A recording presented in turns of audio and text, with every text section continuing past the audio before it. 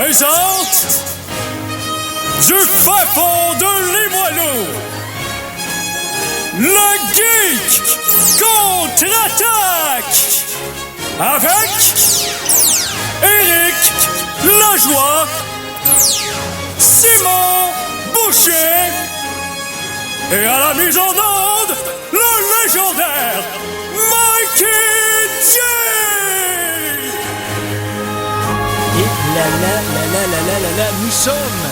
Nous sommes deux, nous sommes irréductibles et vous êtes tous le 21 juin 2014. Bienvenue à la première émission officiellement estivale. De la saison estivale, c'est effectivement. ça, des Geeks contre-attaque.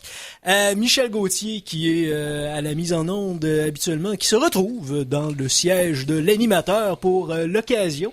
Puisque mes comparses, Éric Lajoie, Simon Boucher, Philippe Jacques, Laurent Maheu, Sabrina Cloutier sont absents. Donc, les absents ont toujours tort. C'est nous qui avons raison. Moi, Michel Gauthier, alias Mikey G, le légendaire, et l'ordinaire Conan Arsenault. Le Jerky Master Conan Arsenault qui, pour l'occasion, se prête au jeu des Geeks contre-attaque. On t'a eu quelques fois déjà, Conan. Oui, et à chaque fois, c'est un plaisir renouvelé.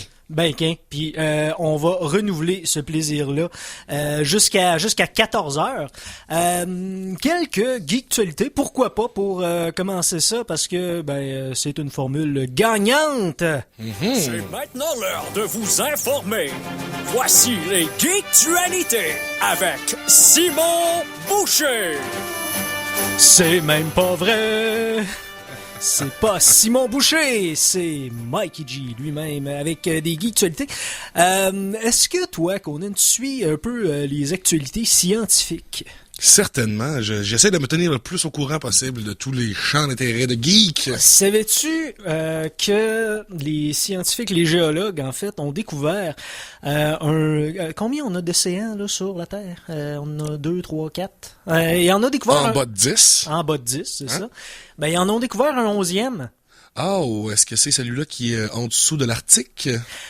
Il serait sous la Terre, oui, effectivement. Il serait sous les États-Unis, mais c'est des chercheurs d'une université américaine qui l'ont découvert. Donc, il devrait s'étendre au-delà du territoire états-unien, puisque, tiens-toi bien, il contient 3 fois plus d'eau que tous les océans réunis. Donc, alors, la théorie de la Terre vide vient de prendre le bord, là, parce que, n'est-ce pas, elle serait remplie de cet océan, si c'était vrai. Exactement. On parle ici d'une Terre hydro-géologique, en tout cas.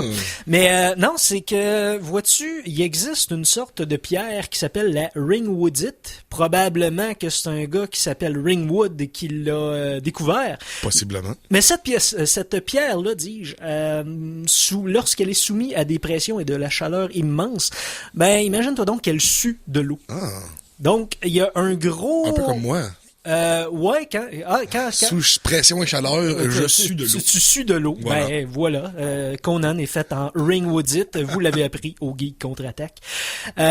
Donc, ce réservoir-là est fait entièrement de Ringwoodite et donc, ça se remplit. Donc, ça expliquerait pourquoi le dessus de la Terre est composé à 70% d'eau. Et puis, est-ce que tu as une idée de la profondeur de cet océan? La profondeur et l'étendue, il y a personne qui la connaît en ce moment.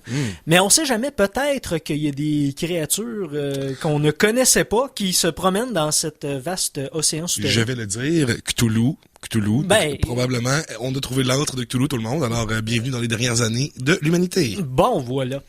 Dans un autre ordre d'idée, justement, les dernières années de l'humanité pourraient être à nos portes parce que il y a un autre scientifique, lui, qui est un biologiste, virologue, qui a décidé, avec une équipe, lui, de... Je sais pas si tu te rappelles d'une maladie qui a eu lieu pendant la première... La grippe espagnole! Oui. Bon. Lui, il a décidé de le recréer. De recréer ça pour le fun. Non, pas pour le fun. Lui, dans sa tête, à lui... c'est bien de faire ça parce que c'est pour prévenir une future infection de cette même bactérie, j'imagine. Oui. Ça me fait penser un peu au phénomène des virus informatiques. Celui qui crée le virus crée aussi l'antivirus, donc ça fait de l'argent. Et voilà. Alors, donc pourquoi pas. Attention si on reçoit des serviettes de la part des États-Unis, là, donc des couvertes, de ne pas accepter les couvertes peut-être qui sont empreintes de virus. Et de scorbut. Et voilà. Mais non, voyez-vous, la procédure est assez simple. Ils ont pris une souche de grippe aviaire que les canards transportent. OK. Ils l'ont modifié jusqu'à temps d'avoir un virus à 97% semblable à la grippe espagnole. Ce qui fait de ce virus-là une menace moindre. 97% moindre quand même. 3% moindre. Ben, c'est ça, 3% moindre, c'est que ça prend ça prend beaucoup plus, à peu près 10 fois plus de bactéries pour contracter la maladie. Okay. Donc, il est moins potent, mais il est aussi dangereux. Quand même. Sinon, il y a plusieurs autres moyens d'exterminer l'humanité, puis les scientifiques s'en donnent à cœur joie. Toujours. La malaria, une autre maladie qui est pas le fun à avoir, j'en suis persuadé, j'en l'ai jamais eu. Mais, on souhaite que tu l'aies jamais non plus. Ben, toi non plus, je te le souhaite pas. T'as juste à pas aller en Afrique puis de pas te faire piquer par des moustiques d'Afrique. Voilà. Tout devrait bien aller. Savais-tu, Conan, et saviez-vous, chers auditeurs, chers auditrices, que c'est seulement le moustique femelle qui pique? Mm-hmm. Parce que il y a besoin de sang pour nourrir ses œufs. Exactement. Puis si je me trompe pas, il essaie d'introduire une nouvelle... pas une nouvelle espèce, mais il essaie de modifier génétiquement les moustiques en Afrique pour qu'ils soient seulement mâles, pour que dans 2 générations, il n'y ait plus de moustiques qui transmettent la malaria. En fait, ils ont fait des tests, puis ce n'est pas en 2 générations, mais bien en 6 générations que les moustiques deviennent simplement mâles et ne font plus justement de petits. Alors, ce n'est pas 2 générations, c'est 6. Les pauvres oiseaux. Voilà, Conan, tu viens de te faire. Je me suis fait corriger. Mais non, c'est ça, c'est une nouvelle quand même intéressante. Oui, absolument. Au niveau de l'éradication de la malaria. Sauf que problème majeur en Afrique, d'ailleurs, il faut le mentionner. Là, ici, on est loin de ça, mais c'est vraiment un grave problème en Afrique. Oui. Mais on détruit quand même une espèce. Oui, effectivement. Puis je me disais, pauvres oiseaux et chauves-souris qui se nourrissent exclusivement presque de moustiques, donc ça va... C'est les plus petites espèces qui sont les plus importantes dans la chaîne alimentaire. Effectivement. Alors, on va peut-être réussir à éradiquer la malaria, mais on va... Et en même temps, l'Afrique au complet. La race humaine! Hein? Bon. Voilà, c'est dit. Mais c'est pas grave, on va avoir une autre base sur Mars d'ici ce temps-là, donc ça devrait être correct. On aura une autre base sur Mars. Oui, d'ailleurs, c'est une nouvelle que je voulais te parler de. L'inventeur né sud-africain, canadien, Elon Musk. Est-ce que tu connais ce nom-là? Non, mais il a l'air d'avoir un nom de famille très parfumé. Il y a un nom de super-héros ou de super-vilain ou de parfum aussi. Donc, Elon Musk, c'est un gars qui a commencé sa fortune avec un petit site qui s'appelle maintenant PayPal. Donc, il est parti de ce site-là, il a fait son argent avec ça et il a construit il est en train de construire présentement, c'est lui qui a l'usine Tesla qui fabrique les voitures électriques. OK. C'est lui que récemment, il a libéré tous les patents, excusez-moi l'anglicisme, Voyons, c'est ça, là, tous les droits d'exploitation, des inventions de Tesla. Les brevets, merci beaucoup. Donc, il a libéré tous les brevets de Tesla gratuitement, il y a, je pense, 1 mois de cela. La compagnie SpaceX, est-ce que ça te dit quelque chose aussi? Non, mais ça sonne vilain. Ça vient encore de lui. Donc, lui, ce qu'il veut faire, c'est, et je cite ce qu'il a dit il y a peut-être 2 semaines, oublier la NASA, je mets des humains sur Mars d'ici 2025. OK. C'est un très gros projet. Ben, faut dire que les travaux de Tesla ont été très innovateurs, même s'ils ont été muselés. Oui, ça a changé les choses. Ça a changé les choses, mais c'est l'autre électricité. Ouais, c'est Edison qui malheureusement a fait. Parce qu'il y avait plus de plugs au niveau politique. Oui. Puis aussi, là, malheureusement, exécuter un éléphant en public pour prouver le danger du courant continu. Le Topsy, l'éléphant qui est mort exécuté parce que Edison voulait prouver que le courant était dangereux. Des chaises électriques, ça n'existe pas, hein, Edison? Non, pas du de tout. personne. Pas du tout. Puis ce qu'il y a d'intéressant avec les travaux de Tesla, justement, c'est que c'est une énergie qui est beaucoup plus propre, beaucoup plus renouvelable et beaucoup moins dommageable pour l'environnement. Donc, oui, je le crois. Je le crois qu'avec les travaux de Tesla remis au goût du jour, il va pouvoir... En fait, là, les voitures Tesla sont déjà en train de changer vraiment le paysage de l'industrie automobile, comme on la connaît. Puis ça part c'est General Motors même qui ont dit merci Tesla de pouvoir de ravigorer notre système parce que l'industrie automobile était, si on peut dire, un peu... pas évolué comparé au reste des technologies qui nous entourent. Quand on regarde un véhicule maintenant, à part peut-être un port USB puis il y a des radios MP3, on marche avec le même système presque de ce qui existait avant. Les moteurs à essence, c'est les mêmes choses comparé, mettons, à un téléphone maintenant qui est rendu un bijou de technologie. Les voitures sont restées vraiment arriérées. Donc, moi, j'ai l'impression que les voitures Tesla vont s'en venir au Canada. J'espère qu'ils vont toffer notre hiver québécois. Donc, Elon Musk s'est fouillé un peu, là, chers auditeurs, regardez cet inventeur canadien, sud-africain, il va changer les choses. Il veut mourir sur Mars d'ici 2025. Donc, pas d'ici 2025, mais son but, c'est de mourir sur Mars. Ouais, j'espère qu'il va t'offrir plus que 6 mois sur Mars. Oui, effectivement, c'est sûr, mais c'est quand même une bonne nouvelle. Effectivement. Maintenant, je pense qu'on peut y aller avec une petite chanson de la semaine. Certainement. On va faire ça tranquillement, pas vite. Et si jamais il y a des geeks qui veulent se présenter et nous présenter des geektualités, eh bien, nous sommes au 405 3e Avenue. Je vous invite grandement. Vous avez jusqu'à 2 heures, par exemple. Donc, il faut vraiment que vous soyez proche de la station. Donc, chanson de la semaine. La chanson de la semaine!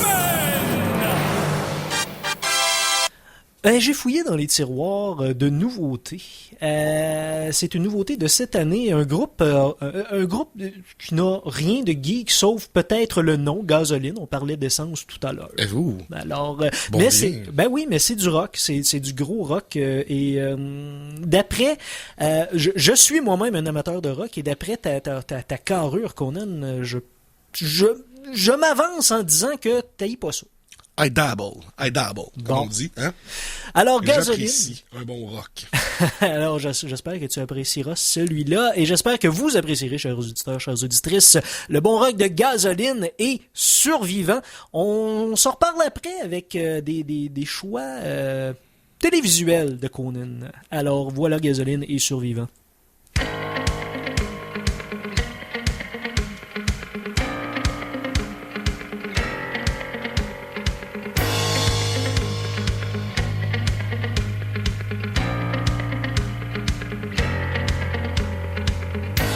Fait longtemps, mais une longue nuit, puis des cauchemars. Oh, et les réponses à mes prières répètent qu'il est déjà trop tard. Et toutes les pauses dans mes questions cachent des remords.